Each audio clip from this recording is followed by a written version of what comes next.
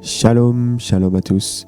Bienvenue une fois de plus sur notre chaîne YouTube Shemia Ministry. Nous sommes très heureux de vous accueillir. Je suis ce soir seul.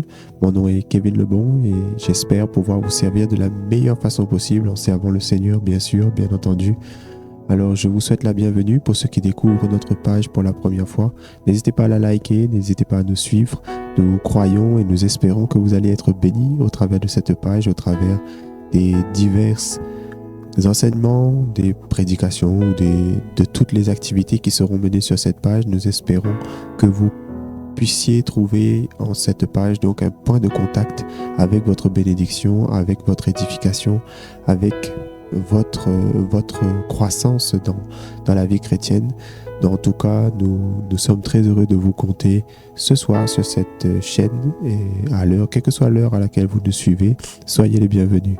Donc, c'est la page Shemia Ministry, comme je le disais. Nous sommes un ministère actif sur l'île de la Réunion où nous réalisons des programmes réguliers, notamment sur le tampon, où nous sommes aussi accessibles sur la page Facebook. Nous sommes accessibles via Instagram et vous aurez aussi l'occasion de nous contacter par message si vous le souhaitez, par WhatsApp, si vous avez besoin de quoi que ce soit. En tout cas, nous voulons nous rendre disponibles pour vous et nous vous souhaitons une fois encore un très bon accueil et que vous soyez bénis au travers de ces moments. Alors, permettez-moi de revenir sur des choses que nous avons abordées lors de notre précédente émission. La dernière fois, nous étions avec Anaïs en train d'échanger à propos d'un sujet que je trouve passionnant. C'était sur la base du verset où Jésus s'adressait à Nicodème et disait « En vérité, nous rendons témoignage et nous parlons de ce que nous avons vu, de ce que nous avons entendu. » Ce que nous avions abordé lors de cette émission, nous avons abordé l'importance que de ne pas dépasser le cadre que Dieu nous donne, de ne pas dépasser le témoignage que nous avons, de ne parler que de ce que nous avons vu, de ce que nous avons entendu, de parler de choses que nous maîtrisons. Nous sommes arrivés à cette conclusion, donc nous avons abordé des points tels que la maîtrise comme étant le plus haut niveau de la spiritualité, où la volonté de Dieu est de faire de nous des maîtres. C'est d'ailleurs ce qu'a dit l'apôtre Paul lorsqu'il a lancé une critique à l'une des églises dans l'une de ses épîtres. Et il disait « Cela fait longtemps que vous auriez dû être des maîtres, mais vous en êtes encore à avoir besoin d'un niveau de père, parce qu'il est dit dans le livre de l'apôtre Jean, je vous écris petits enfants, c'est donc un niveau. Je vous écris jeunes gens parce que vous avez vaincu le diable. Je vous écris père parce que vous avez connu celui qui est dès le commencement. Nous voyons qu'il y a donc un état de maturité différent et des lettres qui s'adressent de façon différente à chacun selon le stade de maturité de chacun.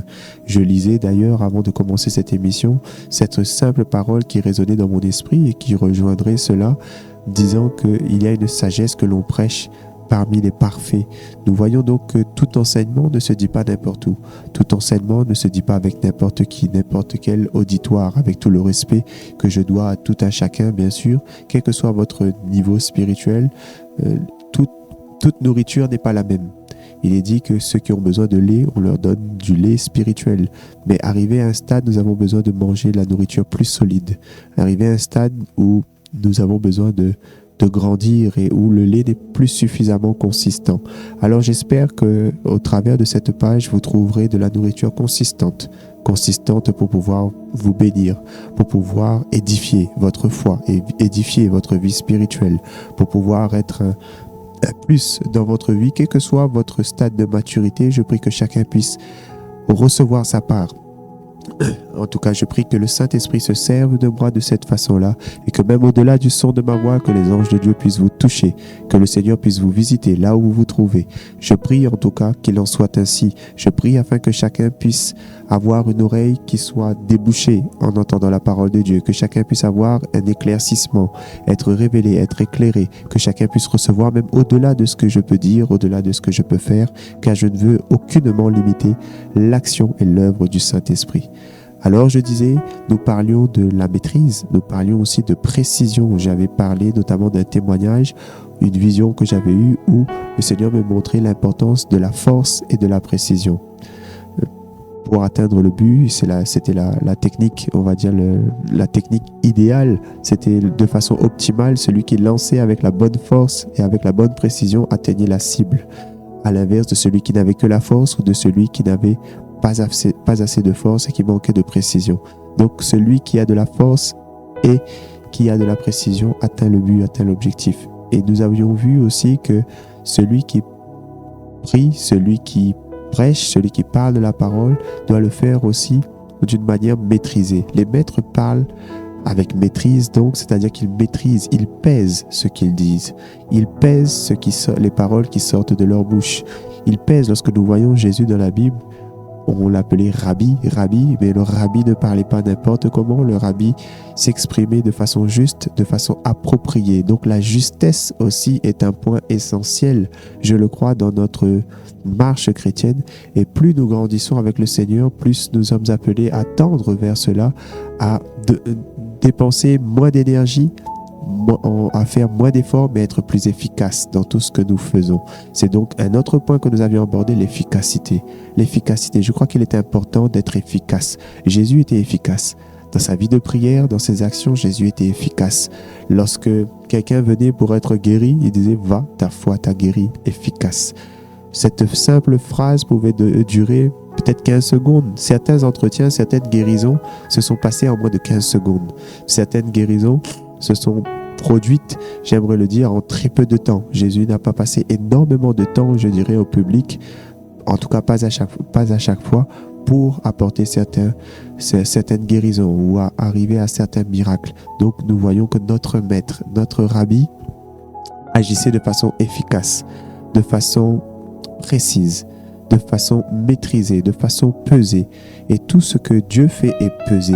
Et je ne sais pas si vous avez déjà vécu cela, mais souvent lorsque vous priez, nous pouvons recevoir, parfois nous pouvons prier longtemps, mais nous pouvons recevoir une seule phrase, une seule parole ou un seul mot de la part de Dieu.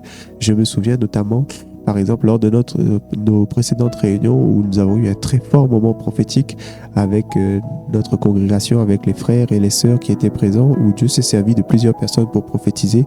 Je me souviens que certaines personnes, notamment le frère Bruno, n'avaient qu'un seul mot. Un seul mot, c'était relâche, relâche, relâche. Donc, je peux voir cela que parfois, un seul mot a tout un sens. Et avec le Seigneur, cela prend tout son sens. Et c'est là aussi ce qu'a dit le centenier romain. Il a dit un mot, et mon serviteur sera guéri. Donc, nous voyons que Dieu est efficace. Dans un seul mot de la part de Dieu peut être contenu tellement de choses, tellement de réponses, tellement de solutions, tellement de force, tellement de miracles. Il peut être contenu dans une seule parole de la part de Dieu. Il peut être contenu quelque chose de tellement fort, tellement important. Il est dit donc, dis un mot et mon serviteur sera guéri. Et j'aime prendre cet exemple et dire cela, que le plus important dans la prière n'est pas ce que nous disons, mais c'est ce que Dieu dira. Car Dieu peut dire un seul mot et toute l'atmosphère change. Dieu peut faire une seule chose et l'atmosphère change et tout change. Et c'est là aussi ce que j'apprécie. Lorsque je parle comme cela, je suis aussi en train de contempler le Seigneur dans sa manière de faire et dire « Waouh, Dieu, tu es sage. Dieu, tu es sage. Dieu, tu es grand. Dieu, tu es merveilleux. J'aime ta manière de fonctionner. » Permettez-moi donc de déclarer ma flamme au Seigneur alors que je suis en train d'annoncer cela. J'aime la façon dont Dieu agit. Dieu ne parle pas forcément beaucoup, mais Dieu parle juste. Dieu parle juste. Dieu parle avec efficacité. Et une chose est vraie aussi, il est dit que tout disciple accompli sera comme son maître. Nous voyons que donc si Dieu fonctionne ainsi, si Jésus fonctionne ainsi, la finalité n'est pas simplement que nous le contemplions, mais c'est que nous aussi nous puissions fonctionner ainsi. Que nous aussi, parce que le disciple est appelé à ressembler à son maître. Tout disciple accompli sera comme son maître. Et tel mon maître est, tel je désire être. Je pense que cela doit être le désir de tout chrétien. Il est vrai que nous sommes dans un siècle où nous avons pensé peut-être beaucoup aux choses matérielles, à la réussite, etc., aux soucis de ce monde, mais je crois que le désir de tout chrétien, et d'ailleurs c'est peut-être même la définition, le désir de tout chrétien est de devenir comme son Seigneur, c'est-à-dire de devenir un Christ. Si le but d'un chrétien n'est pas de ressembler à Christ, je pense que nous faisons fausse route dans notre marche avec Christ. Tout chrétien, son objectif doit être de ressembler à Christ. En tout cas, je le dis ouvertement, je veux ressembler à Christ. Je veux que l'on dise, je vois Christ au travers de toi. Je pense que ça serait le plus beau compliment que je pourrais recevoir au cours de ma vie, c'est de dire que je vois Christ au travers de toi. Dans ta manière de parler, je vois Christ. Dans ta manière de te comporter, je vois Christ. Dans ta conduite, je vois Christ. Et c'est là ce que l'apôtre Paul faisait et tous les ministères faisaient. Paul n'était pas là simplement pour dire amener les gens vers une prospérité économique, bien que je ne néglige pas et que je crois en la prospérité, que cela est biblique et que Dieu veut élever des gens, que Dieu veut bénir des gens, Dieu veut enrichir des gens. Mais je vois que Paul disait qu'il prépare l'épouse. Il prépare l'épouse à la rencontre de son Dieu, à la rencontre de l'époux. Donc nous voyons qu'il y a un objectif qui est bien plus grand là-dedans. Il parle de traits de caractère. Il parle donc de sainteté, il parle donc de maîtrise, comme nous l'avons dit, il parle de fruits de l'esprit, il parle de comportement à avoir. Et je pense que c'est cela aussi qui fait de nous de véritables chrétiens. Donc c'est un point que j'aimerais aborder ce soir. Alors, pendant que je suis en train de dire cela, j'aimerais aussi revenir donc sur ce que nous disions, la maîtrise et parler des choses uniquement que l'on maîtrise. Nous allons voir un exemple dans la Bible, dans le livre de Job au chapitre 42, un exemple même qui va appuyer, qui va accompagner cela, qui va accompagner les choses que nous sommes dit la semaine dernière et qui, je le crois, va apporter une continuité. Vous savez, lorsque Dieu parle, et c'est une chose que j'ai remarquée dans les Écritures, mais aussi dans ma vie, Dieu parle et Dieu agit de façon continue. C'est-à-dire que Dieu peut te parler et te dire quelque chose aujourd'hui et cela, il le complète au bout de 2 semaines, au bout de 3 semaines, au bout d'1 mois. Et c'est comme cela d'ailleurs que nous pouvons voir dans les Écritures que Jésus, à un moment donné, parlait d'un sujet. Il a commencé à parler d'un sujet, la Bible dit, il a commencé à leur annoncer son départ, etc. Mais ce n'est pas parce que Jésus a commencé à parler de quelque chose qu'il a terminé de parler de cette chose. Nous voyons donc que Dieu continue et c'est pourquoi j'aime ce que dit mon père spirituel, le pasteur Alf Lucao. Il dit que la révélation est progressive. La révélation est progressive. Parfois, nous voulons tout avoir d'un seul coup. Or, que dans le plan de Dieu, dans la volonté de Dieu, il est dans son désir, il est dans son dessein que nous marchions de gloire en gloire, de victoire en victoire et que nous nous apprenions de plus en plus. Que nous n'ayons pas donc toutes les informations en main forcément maintenant. Et je disais cela l'autre fois par rapport au prophétique. J'ai changé donc j'ai changé donc en coulisses, j'aimerais dire, avec certains frères et sœurs, et je me souvenais donc de la parole d'un pasteur qui disait que le prophète lui-même, il ne faut pas être trop dur avec le prophète parce que le prophète lui-même ne sait pas ce qu'il fait. Parfois, le Seigneur lui dit juste de faire quelque chose et il n'a pas plus d'informations, mais il le fait par obéissance. Donc, le prophète peut avoir certaines informations, il n'a pas toutes les informations, mais il le découvre en même temps qu'il obéit à Dieu. Donc, le plus important, nous voyons, ce n'est pas de comprendre forcément, mais c'est d'obéir à Dieu. L'obéissance vaut mieux que les sacrifices. Donc, nous voyons que même le prophétique fonctionne comme cela. Le Seigneur peut te demander de faire des choses, tu ne le comprends pas forcément.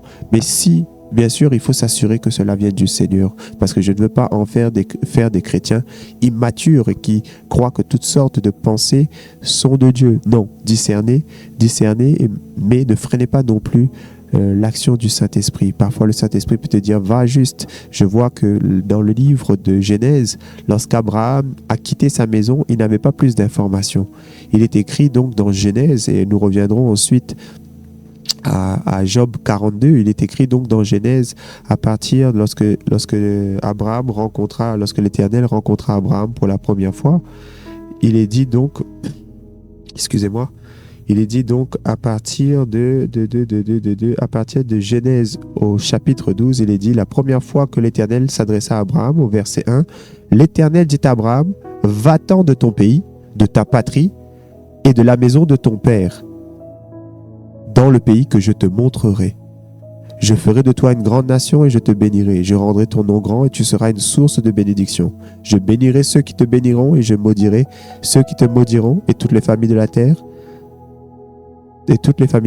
seront bénies en toi. Abraham partit comme l'Éternel le lui avait dit.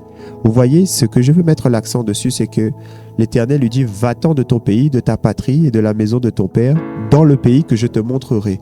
À l'époque où Dieu demande à Abraham de partir, Abraham ne sait pas encore dans quel pays il va aller. Comprenez, je veux mettre l'accent là-dessus. Il est parti par obéissance à Dieu sans avoir toutes les informations. Pourquoi? Parce que certaines informations arrivent après coup. Certaines informations arrivent au cours de la marche après que tu aies obéi à Dieu. Donc, obéir à Dieu, c'est la priorité. Obéir à Dieu, c'est faire sa volonté, faire ce qu'il nous demande de faire, même si nous n'avons pas forcément tous les éléments. Donc, ce que je disais donc par là, c'est que même un prophète, certaines personnes, lorsqu'ils marchent avec Dieu, ils partent, mais ils ne savent pas forcément tout. Ils n'ont pas forcément toutes les données. D'ailleurs, si je m'adresse à tout chrétien, depuis le début de sa conversion, plusieurs ont reçu des promesses, des prophéties, des paroles de la part de Dieu, mais ils n'ont pas su forcément exactement ce que Dieu allait faire. Mais ils le découvrent au fur et à mesure, ce que Dieu veut faire de toi. De façon générale, il a été dit à Abraham, je ferai de toi une grande nation et je te bénirai. Il avait les informations principales. Cependant, il avait les grandes lignes. Mais cependant, les lignes et les détails sont révélés au fur et à mesure de sa marche. Parce que Dieu ne te dira pas tout d'un seul coup. Ce que je dirais donc, c'est que Dieu ne dit pas tout d'un seul coup. Au moment où tu reçois la parole, ce n'est pas toute la révélation. La révélation est progressive. La révélation vient au fur et à mesure. Et donc Jésus commença à parler de son départ prochain. Mais nous voyons qu'il se passe d'autres événements. Il continue à guérir des malades, il continue à opérer des miracles. Puis il y a un autre passage, je crois c'est dans Matthieu surtout, mais je passe la Bible en revue et rapidement l'évangile de Matthieu sans forcément rentrer dans les Écritures, mais je crois que vous pouvez tester et prendre ces informations comme fiables. En tout cas, vous pouvez le vérifier. Le livre de Matthieu, donc Jésus commence à annoncer quelque chose. Il continue à faire ce qu'il fait. Et par la suite, Jésus reparle d'un sujet, du même sujet, il revient sur le même sujet et apporte des détails supplémentaires. C'est aussi comme cela que Dieu fonctionne. Il te donne peut-être une révélation, cette révélation n'est pas forcément complète au départ, mais le Seigneur revient par la suite, tu continues ta vie, et par la suite, le Seigneur t'apporte d'autres révélations supplémentaires et alors ta compréhension devient plus exacte. Tu comprends les choses de façon d'une meilleure façon. Et je crois que cela rejoint aussi ce que dit l'apôtre Paul. L'apôtre Paul dit donc dans le livre d'1 Corinthiens 13, lorsqu'il parle de l'amour, il a dit lorsque j'étais enfant, je parlais comme un enfant, mais lorsque je suis devenu adulte, j'ai mis de côté ce qui était de l'enfance. Il dit, je connaissais je connaissais en partie, mais alors je connaîtrai de façon plus exacte. Donc plus nous avançons dans le temps, plus nous avançons avec le Seigneur, plus nous sommes amenés à connaître les choses de façon plus exacte. Donc, ce que je veux dire par là, ce n'est pas parce que vous n'avez pas toutes les informations que vous ne devez pas obéir à Dieu. Obéissez à Dieu en fonction de ce que vous avez déjà. Ça, c'est la première parole que j'aimerais communiquer. Mais aussi, considérez que le Seigneur continuera de vous parler. Il continuera à ajouter sur ce qu'il a dit et vous apportera plus de précision, de gloire en gloire. C'est comme cela que Dieu fonctionne. Donc, il ne faut pas s'attendre forcément à avoir toutes les informations au départ lorsque nous commençons. C'est au fur et à mesure que nous avançons. Je clôt cette petite parenthèse et allons dans Job 42, comme je le disais, où il était dit en introduction que que la volonté de Dieu est que nous puissions parler de choses que nous maîtrisons, de choses que nous avons vues, que nous avons entendues. Et c'est ce que nous allons voir, un exemple concret maintenant de personnes qui ont parlé sans savoir. Pourquoi je rappelle cela? La semaine dernière, j'avais déjà partagé ce témoignage. Au début de ma conversion, le Seigneur avait dit, bien que je ne vise personne, il est dommage que ceux qui parlent de moi ne me connaissent pas. Il dit, pour toi qu'il n'en soit pas ainsi. Tu parleras d'un Dieu que tu connais. Il faut parler de choses que l'on maîtrise. Il faut parler de choses que l'on connaît. Il ne faut pas aller au-delà. Si tu ne connais pas, ce n'est pas une honte. Mais ce qui est mauvais, c'est d'aller au-delà et de dire ce que Dieu n'a pas dit. C'est comme cela que certains sont entrés, par exemple, dans de fausses prophéties. Non pas qu'ils sont mal intentionnés, non pas qu'ils sont faux prophètes de nature ou en ayant associé leur volonté au diable, mais qu'ils sont entrés dans de fausses prophéties, tout simplement par erreur, par manque de maîtrise. Donc, c'est un autre enseignement, mais je dirais qu'il y a différentes façons de devenir faux prophète. Faux prophète par ta propre volonté, c'est-à-dire que tu t'es associé au diable, mais tu peux aussi devenir faux prophète en faisant des erreurs. Tu peux aussi devenir faux prophète en faisant une fausse prophétie, quelque chose qui n'est pas maîtrisé. La base est bonne, mais tu t'es ensuite écarté, tu es entré dans l'émotion et tu t'es égaré. C'est l'une des façons dont plusieurs chrétiens bien intentionnés basculent dans de fausses prophéties, malheureusement. Mais j'espère qu'en entendant cette parole ce soir, cela vous permettra de sortir de cela et d'être totalement dans la volonté de Dieu. Nous ne voulons pas que le diable se serve de nous. Et la Bible dit que, faute de connaissance, mon peuple périt. Et c'est à cause de l'ignorance. C'est notre ignorance qui donne de la force au diable, en fait. Plus nous sommes ignorants, si nous sommes ignorants, faute de connaissance dans le prophétique, nous périssons dans le prophétique. Faute de connaissance dans le business, nous périssons dans le business. Faute de connaissance, mon peuple périt. Et la façon dont Dieu dit, faute de connaissance, mon peuple périt, c'est d'une manière regrettable. Ce n'est pas la volonté de Dieu que son peuple périsse. Non, il veut que nous ayons la connaissance afin de pouvoir évoluer correctement avec la connaissance. C'est ainsi que beaucoup sont basculés dans de fausses prophéties en dépassant leurs limites. Parce que certaines prophéties, il faut une certaine autorité spirituelle pour pouvoir la délivrer. Pardonnez-moi de choquer certaines personnes en disant cela, mais toute prophétie n'est pas à la hauteur de tout le monde. Toute prophétie n'est pas donnée à tout le monde. Il y a des prophéties qui sont beaucoup plus cruciales que d'autres. Je prends l'exemple où on dit c'est lui ton mari, c'est elle ta femme. Tu engages la vie d'une personne de façon dangereuse. C'est pourquoi avec moi en tout cas, ce genre de prophétie, faites attention à ce genre de choses. Faites attention dans le sens que déjà toute parole ne vient pas de n'importe qui. Il y a des paroles qui viennent de la part de père. Il y a des paroles où il faut des personnes établies. Oui, Dieu peut se servir de tout le monde, mais Dieu ne se sert pas de tout le monde à la même échelle, à la même ampleur. Tout le monde n'est pas appelé à s'exprimer sur toutes sortes de sujets. D'ailleurs, je viens sur l'évangile. Lorsque Jésus est monté au ciel, Jésus a dit quelque chose de très important. Jésus a dit à ses disciples, et plus particulièrement à ses apôtres, il a dit « Allez, faites des nations des disciples, enseignez-leur ce que je vous ai appris. » Qui est en mesure d'enseigner si ce n'est un maître? Un élève n'est pas en mesure d'enseigner un autre élève. Ce sont les maîtres qui doivent enseigner les élèves. Si quelqu'un est au même rang que toi, il n'est pas au rang d'être ton enseignant. Comprenez que certaines paroles sont spécifiques. Pourquoi? Parce que la Bible dit aussi, et c'est l'apôtre Jacques qui donne ce conseil, il dit qu'il n'y ait pas parmi vous un grand nombre de personnes qui enseignent. Nous viendrons dans Job 42 ensuite, vu que le Saint-Esprit nous oriente déjà vers un autre passage que j'avais noté, c'est-à-dire qu'il n'y ait pas parmi vous un grand nombre de personnes qui se mettent à enseigner, car vous savez que nous serons jugés plus sévèrement. Il y a une responsabilité dans l'enseignement. Il y a une responsabilité dans le fait d'enseigner les autres. C'est pourquoi je disais qu'il faut atteindre un certain grade, permettez-moi de le dire, mais être qualifié. Voilà, je dirais être qualifié en tant qu'enseignant pour pouvoir enseigner. Tout le monde n'est pas qualifié. Un élève n'est pas qualifié à enseigner.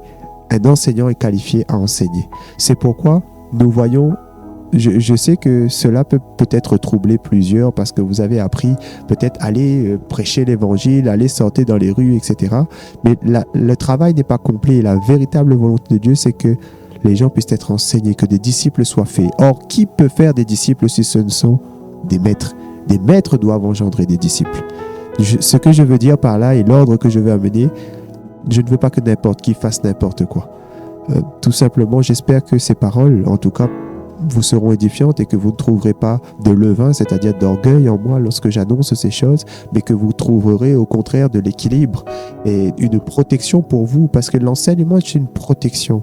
Le fait vous voyez que ce que dit l'apôtre Jacques, c'est que ceux qui enseignent s'exposent à des combats plus grands, à des luttes plus grandes. Il est dit qu'il n'y ait pas parmi vous un grand nombre de personnes qui se mettent à enseigner, car vous savez que nous serons jugés plus sévèrement. Nous nous exposons, en enseignant les autres, nous nous exposons à un jugement plus sévère de la part de Dieu. En enseignant les autres, nous nous exposons à des combats que peut-être nous ne sommes pas forcément en mesure de mener si nous sommes des disciples. Il faut arriver à un certain stade de maturité. Donc ce sont juste des précautions, ce sont juste des avertissements que je donne. afin que nous puissions correctement évoluer dans notre marche avec Christ, correctement évoluer dans notre vie chrétienne, que nous ne fassions pas n'importe quoi. Vous savez, Dieu est un Dieu d'ordre, c'est ce que dit l'apôtre Paul dans 1 Corinthiens 14. Lorsqu'il parle du don de prophétie, il dit, vous pouvez tous prophétiser successivement. Il dit que Dieu n'est pas un Dieu de désordre, mais Dieu est un Dieu de paix. Dieu est un Dieu de paix, mais nous pouvons aussi comprendre que Dieu est un Dieu d'ordre, que Dieu fonctionne de la bonne manière, bien que l'emphase est bien mis que Dieu n'est pas un Dieu d'ordre, mais que Dieu est un Dieu de paix. Et nous aurions à développer là-dessus, il n'y a pas de souci.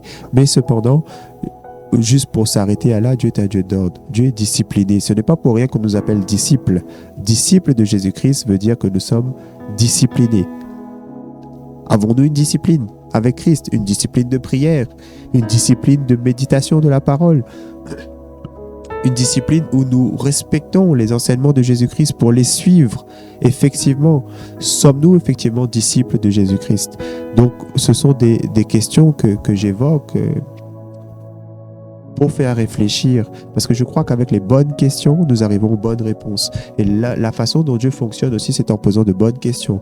Je vois l'exemple dans mon esprit de Jésus. Jésus lui-même posait des questions à ses disciples. Pourquoi? Pour les amener à la réflexion, pour les amener à la compréhension. Il a dit, mais vous, qui dites-vous que je suis?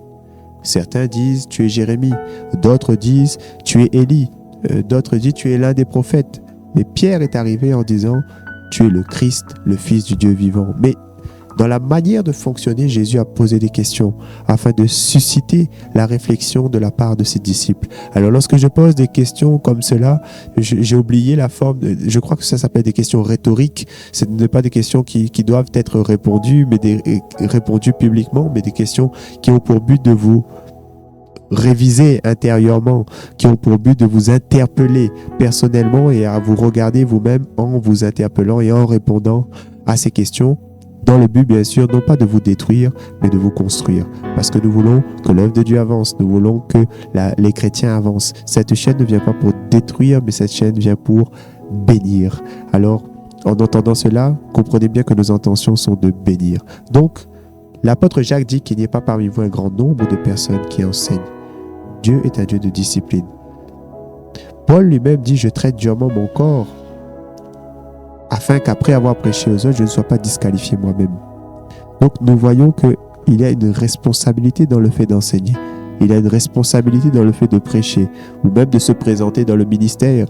Et dire « je suis pasteur, je suis apôtre, je suis prophète » n'est pas une mode. Non, il faut aussi être à la hauteur de son appel, être à la hauteur de notre enseignement. Vous savez, j'ai cette image dans le livre de Daniel où le roi était en train de faire un festin et où il avait pris des objets sacrés. Une main venue de nulle part s'est détachée et a commencé à écrire sur le mur dans une langue que personne ne comprenait. Les magiciens ne comprenaient pas, les sorciers, j'ai envie de dire, et toutes les personnes qui étaient autour du roi, les sages ne comprenaient pas ce qui était écrit. Ils sont allés chercher Daniel et Daniel a pu interpréter ce qui était écrit. Et Daniel a dit, pesez, pesez, et tu as été trouvé léger. Maintenant, ton royaume sera divisé. Donc, ce que nous voyons là-dedans, c'est que Dieu pèse, Dieu nous examine, Dieu nous voit si nous sommes à la hauteur de ce que nous sommes en train de dire et de ce que nous sommes en train de faire. Et Dieu peut nous retirer certaines choses si effectivement nous dépassons nos fonctions. L'apôtre Paul va dire aussi, n'ayez pas une trop haute opinion de vous-même. Donc, nous voyons l'importance que d'être modéré, que d'être régulé et d'avoir un humble avis sur soi-même, d'avoir un humble regard sur soi-même, d'être à la hauteur de ce que nous disons, de ce que nous confessons, de ce que nous enseignons, de ce que nous faisons, que nous puissions être à la hauteur de ce que nous faisons de façon générale en toutes choses. Donc cela revient à dire de maîtriser. Je ne parle que des choses que je maîtrise. Je ne dis que ce que je maîtrise, comme le faisait notre Maître Jésus. Je rends témoignage de ce que j'ai vu, de ce que j'ai entendu. Je parle de ce que je sais. Donc, cela rejoint cette même pensée que nous sommes en train d'aborder du coup. Alors, j'aimerais dire que la crainte est importante. La crainte de l'Éternel, la Bible dit dans le livre de Proverbes, la crainte de l'Éternel est le commencement de la sagesse. La crainte de l'Éternel, le respect pour l'Éternel, c'est quelque chose de très important. Nous ne pouvons pas parler du Seigneur n'importe comment. Nous ne pouvons pas, en devenant chrétien, c'est aussi une responsabilité. En devenant enseignant, c'est une responsabilité. Responsabilité de telle sorte que nous ne pouvons plus nous comporter n'importe comment, parler n'importe comment, agir n'importe comment. C'est une responsabilité parce que sur notre vie est engagé le nom de Dieu.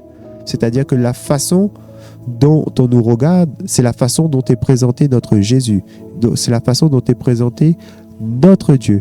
Et c'est ce que l'apôtre Paul a dit dans l'un de ses épîtres. Nous ne sommes pas comme certains qui falsifient l'évangile de Christ. Et j'ai cherché à comprendre comment falsifiait-il par un mauvais témoignage. Un mauvais témoignage que nous pouvons avoir falsifie le Dieu que nous présentons. Le mauvais témoignage que nous pouvons présenter crée une barrière. Je le dis souvent, enfin, nous avons eu en tout cas cette remarque que les véritables ennemis du réveil, ce sont nous-mêmes parfois. C'est nous-mêmes qui, par notre attitude, notre comportement, n'attirons pas les gens vers Christ. Mais au contraire, notre manière de vivre, de penser, de parler parfois repousse. Or, qu'il n'en soit pas ainsi. La Bible dit, Jésus a dit, vous serez mes témoins. Et je prie que nous puissions être de très bons témoins.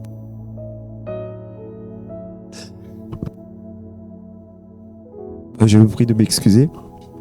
Nous allons reprendre du coup dans Job. Job au chapitre 42. Pour apporter une continuité sur les choses que nous étions en train de dire la semaine dernière. Vous savez, je ne prends pas pour acquis le fait de parler de Dieu. Lorsque je parle de Dieu, j'aime peser ce que je dis. Comme l'exemple de ce passage avec Daniel, où nous voyons qu'il a été pesé, son royaume a été pesé, ses actions ont été pesées, et il a été trouvé léger. Il ne faut pas que Dieu me trouve léger. C'est pourquoi Paul dit, je traite durement mon corps. Nous-mêmes, nous devons nous examiner. La Bible dit que l'homme spirituel juge de toutes choses, mais n'est lui-même jugé par personne. Nous croyons donc que, pourquoi? Parce qu'il a fait son propre examen lui-même. Il sait s'examiner, il sait s'évaluer. Alors, comme je l'ai dit précédemment, nous allons aller dans le livre de Job au chapitre 42, du coup, à partir du verset 7. Nous allons prendre le temps de lire et d'essayer de comprendre. J'aimerais créer un pont, un parallèle entre les choses que nous avons dit la semaine dernière, c'est-à-dire de parler de choses que nous maîtrisons, de choses que nous savons, que nous avons vues, que nous avons entendues, au lieu d'aller dans des choses autres. Et nous allons voir plusieurs conséquences de cela et les dangers aussi là-dedans. Donc, il est dit au verset 7 de Job 42, « Après que l'Éternel eut adressé ces paroles à Job, il dit à Eliphaz de Théman, « Ma colère est enflammée contre toi et contre tes deux amis, parce que vous n'avez pas parlé de moi avec droiture, comme l'a fait mon serviteur Job. » Je vais continuer. Au verset 8, « Prenez maintenant 7 taureaux et 7 béliers, allez auprès de mon serviteur Job et offrez pour vous un holocauste. Job, mon serviteur, priera pour vous, et c'est par égard pour lui seul que je ne vous traiterai pas selon votre folie, car vous n'avez pas parlé de moi avec droiture, comme l'a fait mon serviteur Job. Amen. » Alors tout simplement, comme je le disais, le parallèle que je voulais faire, c'est par rapport aux choses que nous disions, c'est que il est important de parler de choses que nous maîtrisons. Les amis de Job ont attiré sur eux la colère de l'Éternel à cause du fait qu'ils n'ont pas parlé avec droiture de l'Éternel, c'est-à-dire qu'ils n'ont pas parlé correctement de l'Éternel. Quand je vous disais tout à l'heure, c'est une responsabilité que de prêcher la parole de Dieu. Pour avoir mal parlé de la parole de Dieu, nous pouvons attirer la colère de Dieu sur nous. Qu'il n'y ait pas parmi vous un grand nombre de personnes qui enseignent, car nous serons jugés plus sévèrement. Donc nous pouvons attirer la colère de Dieu sur nous et être même traité, même que notre attitude soit traitée comme une attitude de folie devant Dieu, parce que nous n'avons pas parlé correctement et avec droiture de l'Éternel. C'est pourquoi il est important, avant de parler de l'Éternel, de connaître l'Éternel, afin de parler d'un Dieu que nous connaissons. Nous parlons, comme le dit Jésus, de ce que nous avons vu. Nous parlons de ce que nous savons. Nous rendons témoignage de ce que nous avons vu et de ce que nous avons entendu, pas au-delà. parler de la part de l'Éternel, parler la parole de Dieu doit se faire de façon méticuleuse. Et c'est l'un des points qui est évoqué là-dedans, et nous voyons que la colère de l'Éternel s'est enflammée contre les amis de Job. Alors, c'était simplement pour faire un parallèle et afin de montrer à quel point cela peut être conséquent que de parler de la parole de Dieu, même de parler à d'autres personnes. Mieux vaut dire quelque chose que nous connaissons que de vouloir en dire trop et de faire des erreurs et de ne pas parler correctement de l'Éternel. Donc, j'aimerais que nous puissions maintenant revenir dans Job au chapitre 42, à partir cette fois-ci du verset 1, pour cette fois-ci éviter de parler de l'Éternel de manquer de parler de l'Éternel avec droiture, de manquer de parler correctement de la parole de Dieu, de manquer de parler correctement de Dieu. Nous allons voir donc dans Job, il est écrit: Job répondit à l'Éternel et dit: je reconnais que tu peux tout et que rien ne s'oppose à tes pensées. Quel est celui qui a la folie d'obscurcir mes desseins? Oui, j'ai parlé sans les comprendre. Des merveilles qui me dépassent et que je ne conçois pas. Nous voyons là donc déjà, si nous nous arrêtons un moment, nous voyons que Job est arrivé à un stade où il reconnaissait que l'Éternel pouvait tout. C'est alors qu'il pouvait dire ces choses. Il parlait à partir des choses qu'il reconnaissait après une expérience, après quelque chose qu'il a connu. Comprenez que quelqu'un peut reconnaître une fois qu'il connaît. Et là, il a dit: je reconnais que tu peux tout et que rien ne s'oppose à tes pensées. Et il reprend une phrase que l'Éternel lui a dit à partir de Job 38, du chapitre 38, il a été dit: quel est celui qui a la folie d'obscurcir mes desseins? Il faut faire attention à ce que nous disons, surtout lorsque nous parlons de la parole de Dieu, car de façon inconsciente, dire quelque chose qui n'est pas maîtrisé peut nous emmener à obscurcir les desseins de Dieu. Nous pensons être en train de servir le Seigneur, mais nous sommes en train de faire peut-être tout le contraire. D'où l'importance de parler avec droiture de Dieu, de parler de choses que nous maîtrisons, de parler de choses que nous connaissons, que nous savons, que nous avons vues, que nous avons entendues, de peur d'avoir l'effet inverse et d'être en train de servir l'ennemi. Je le disais tout à l'heure et je reprends cette phrase, que c'est notre ignorance. C'est notre ignorance qui donne accès au diable. C'est notre ignorance qui fait que l'ennemi peut se servir de nous. Notre ignorance par rapport à Dieu peut nous pousser à parler de Dieu d'une façon folle, d'une façon à obscurcir les desseins de Dieu, comme l'ont fait les amis de Job. Ils pensaient connaître le Seigneur, ils pensaient parler de Dieu avec droiture, ne se rendant pas compte qu'ils étaient totalement dans l'erreur et qu'ils avaient attiré sur eux une malédiction. Si je le dis dans d'autres termes, attirer la colère de Dieu sur soi, c'est attirer une malédiction sur soi. Donc, c'est une responsabilité que de parler de la parole de Dieu. C'est une responsabilité lorsque nous parlons de Dieu. La Bible dit que dans le Nouveau Testament, il est écrit donc, il dit que quiconque invoquera le nom du Seigneur, qu'il s'éloigne de l'iniquité, qu'il s'éloigne du mal, qu'il fasse attention, en d'autres termes. Invoquer le nom du Seigneur n'est pas un jeu. Invoquer le nom du Seigneur, nous devons faire attention. Parce que lorsque nous invoquons le nom du Seigneur, nous sommes aussi sous observation. Il dit celui-là invoque le nom du Seigneur, il est maintenant placé sous observation. Le Seigneur voit si nous élevons nos mains avec des mains pures. Le Seigneur nous observe. C'est aussi ce qu'il est dit dans le livre où Jésus fait la parabole du pharisien et du publicain. Les deux sont montés au temple, les deux ont été vus. Les deux ont invoqué le nom du Seigneur, les deux ont été examinés de la part de Dieu. Même lorsque la femme pauvre mettait son argent dans le tronc, donc Jésus dit: cette femme a donné plus que les autres.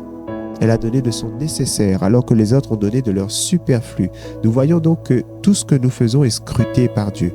Tout ce que nous faisons est examiné par Dieu. Dieu voit la façon dont nous parlons des choses. Dieu voit la façon nous agissons, la façon dont nous parlons. Dieu voit la façon dont nous nous conduisons. Dieu nous observe. Et la Bible dit dans le livre de Psaumes, je le crois, les yeux du Seigneur sont en tout lieu, observant les méchants et les bons. Donc, j'aimerais que par cela, vous puissiez être conscient aussi que Dieu est très attentif à tout ce que vous faites. Vos prières, parfois même nos prières sont examinées. Tu fais une prière, mais Dieu va regarder non simplement la prière, mais ce qui va accompagner ta prière. C'est pour ça que certaines personnes associent leur prière à du jeûne pour montrer à Dieu l'intensité qu'ils sont en train de mettre dans leur prière, l'intention qu'ils ont dans leur prière, la volonté qu'ils ont de recevoir ou de vivre avec l'accord qu'ils ont de leur prière. Donc, nous voyons que Dieu nous observe, que Dieu est attentif et que Dieu regarde, que ses yeux sont en tout lieu, observant les méchants et les bons. Et il est important de parler avec intelligence, avec compréhension. Donc, par la suite, qui a la folie d'obscurcir mes desseins? Il est écrit oui. Et c'est Job qui parle, il dit oui, j'ai parlé sans les comprendre. Vous voyez, Job a parlé sans les comprendre. Combien de fois nous aussi nous parlons sans comprendre les choses? Il est préférable, je le crois, de se taire lorsque nous ne comprenons pas que de nous exprimer et d'attirer sur nous la honte quelque part. Donc, Job n'aurait pas eu à se repentir s'il n'avait pas parlé sans comprendre. Cherchons plutôt la compréhension. Là où je veux vous emmener, c'est de parler de choses que nous comprenons. Nous comprenons cela, nous pouvons parler des choses que nous comprenons. C'est ce que nous disions, nous parlons de choses que nous savons, que nous maîtrisons. Nous parlons de choses que nous comprenons. Il ne faut pas aller sur un terrain glissant où nous savons que nous n'avons pas pied. Allons parler de choses que nous comprenons. De merveilles qui me dépassent, dit Job, et que je ne conçois pas. Il a parlé de choses qui étaient au-dessus de lui, des choses qui n'étaient pas à sa portée, des choses qui le dépassaient. Donc, c'est ce que nous disions, de se mesurer par rapport aux choses que nous disons. Il est important de se mesurer, d'être à la hauteur des choses que nous disons. Et Job a eu la folie, permettez-moi de le dire, mais c'est le cas, je pense, de chacun d'entre nous. Nous sommes déjà passés par là. A eu la folie de parler de choses qui le dépassent, qu'il ne conçoit pas, qu'il ne concevait pas, qui le dépassent. Maintenant, nous allons voir, verset 4, la bonne attitude à avoir pour pouvoir justement entrer dans ces clous et parler des choses que nous maîtrisons. Il est dit donc, écoute-moi et je parlerai. Je t'interrogerai et tu m'instruiras. Mon oreille avait entendu parler de toi, mais maintenant mon œil t'a vu. C'est pourquoi je me condamne et je me repens sur la poussière et sur la cendre. Alors, nous voyons maintenant à partir du verset 4 la bonne manière de faire. Écoute-moi et je parlerai. Déjà, si je m'arrête simplement là-dessus, c'est que Dieu ne parle pas tant que nous ne l'écoutons pas. Avant de parler, il faut écouter. Écoute-moi et je parlerai.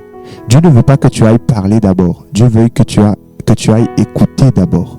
Dieu ne veut pas que tu te lèves et que tu ailles prêcher d'abord. Dieu veut d'abord que tu t'assoies et que tu sois enseigné d'abord. Dieu veut d'abord que tu apprennes, que tu sois formé.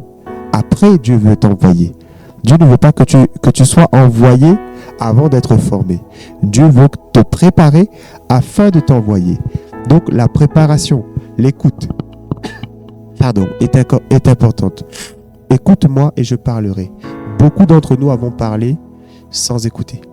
Beaucoup de personnes ont prophétisé sans avoir même écouté. Avoir pris le temps d'écouter Dieu. Il faut d'abord écouter avant de parler. Écoute-moi et je parlerai. Parfois, Dieu n'a pas encore parlé que nous avons déjà parlé. Et c'est ce que je disais la semaine dernière. Donc, le conseil que m'avait donné, c'était le frère Enoch Toutou de l'église des Assemblées de Dieu à Tours, qui m'avait pris en main aussi au début de ma conversion, qui m'avait dit, lorsque je voulais beaucoup parler au début de ma conversion, je connaissais quelques petits versets par-ci par-là, mais je voulais parler plus que lui, je voulais l'enseigner, je voulais le reprendre, etc. Et il m'a dit, tais-toi, tu apprendras plus. Tais-toi, tu seras plus intelligent. Et c'était violent, mais cela a été aussi salutaire par rapport à ma marche, dans le sens que Dieu m'a appris, le sens de l'écoute. Écouter est important. Écouter avant de parler. Dieu nous a donné 2 oreilles pour écouter, une bouche pour parler. Cela montre que nous devons plus écouter que parler. Donc, il est dit, écoute-moi et je parlerai. D'abord, écoutons Dieu. Ensuite, nous parlerons. D'abord, nous apprenons. Ensuite, nous expliquerons. Je pense que c'est un processus, mais parfois, ce sont des choses simples que je suis en train d'expliquer, mais des choses simples qui sont parfois oubliées, négligées. Par la suite, dans ce même verset, il est dit, « Je t'interrogerai et tu m'instruiras. » Tu m'instruiras. Il ne faut pas vouloir instruire Dieu. Il faut interroger Dieu. Si nous ne comprenons pas les choses, il faut interroger Dieu. Et laisser Dieu nous instruire avant de pouvoir aller parler une fois encore. Interrogez Dieu. Prenez-vous le temps d'interroger Dieu. Prenez-vous le temps d'être instruit par Dieu. vous laissez-vous instruire par Dieu? C'est là ce qui est important. Nous parlons de choses que nous avons vues, que nous avons entendues. Jésus lui-même va dire quelque chose. Il dit, je ne dis rien de moi-même, mais je fais ce que je vois faire au Père. Il dit aussi, le Père lui-même m'a prescrit ce que j'avais à dire et ce que j'avais à faire. Nous voyons que même Jésus disait qu'il avait été prescrit. Lui-même, Jésus avait pris le temps d'écouter avant d'aller servir. L'écoute avant l'action. C'est déjà une action d'écouter, je le pense, mais avant de passer au fait de parler, il faut d'abord écouter. Il faut d'abord apprendre. Il faut d'abord se nourrir. C'est comme aussi ce livre, ce prophète qui a reçu la visitation d'un ange dans une vision. Je crois que c'est le prophète Ézéchiel, où l'ange de l'Éternel vient, lui apparaît et lui met un livre dans la bouche et lui dit « Mange, mange ». Ensuite, il lui dit « Tu iras prophétiser ». Mais d'abord, la priorité était qu'il ouvre sa bouche et qu'il mange le livre, qu'il se nourrisse d'abord avant de pouvoir sortir, avant de pouvoir partir.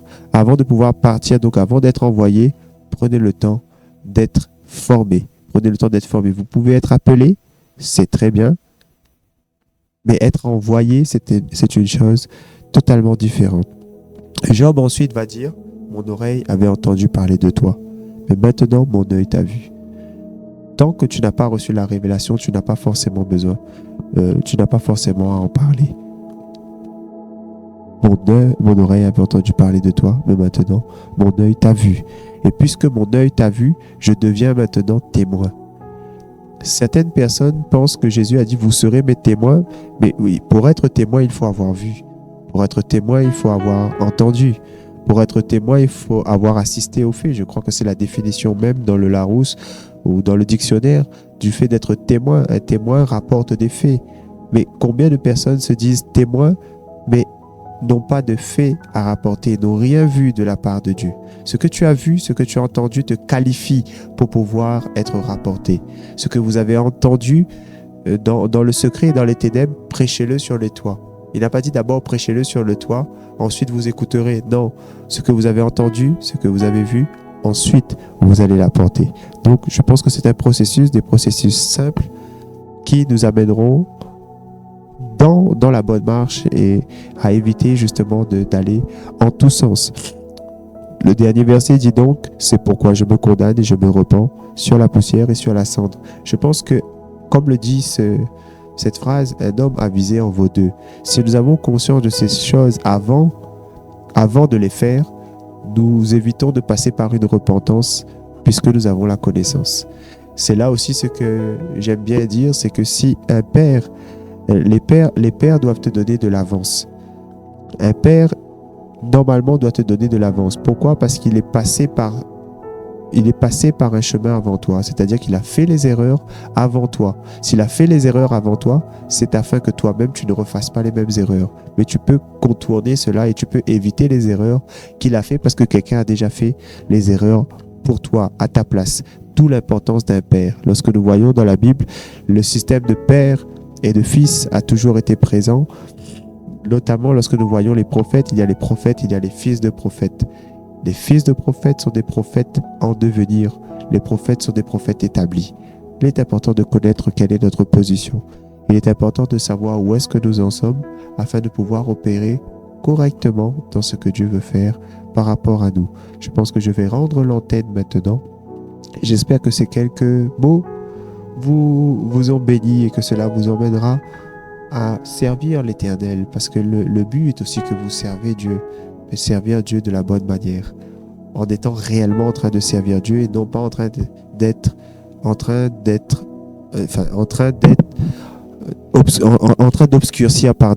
d'obscurcir les desseins de Dieu, en train de parler de Dieu, mais pas avec droiture.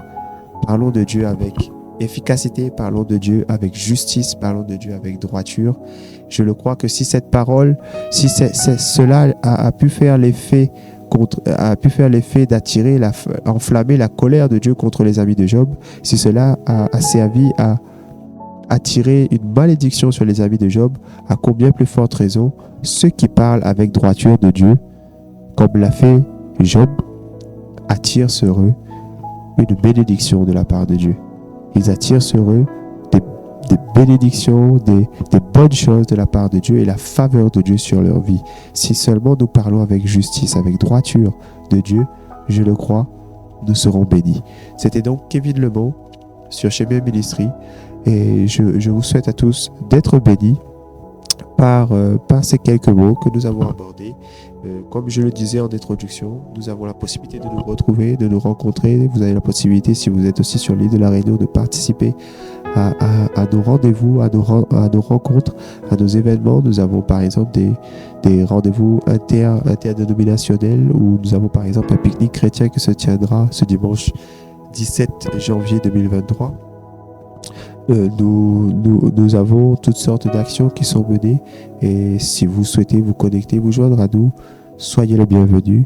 En tout cas, je clôture ce soir en vous bénissant dans le nom de Jésus-Christ et en priant pour vous. Ainsi je rendrai l'antenne. Père éternel, je veux te rendre grâce pour tout ce qui a été dit, tout ce qui a été fait ce soir.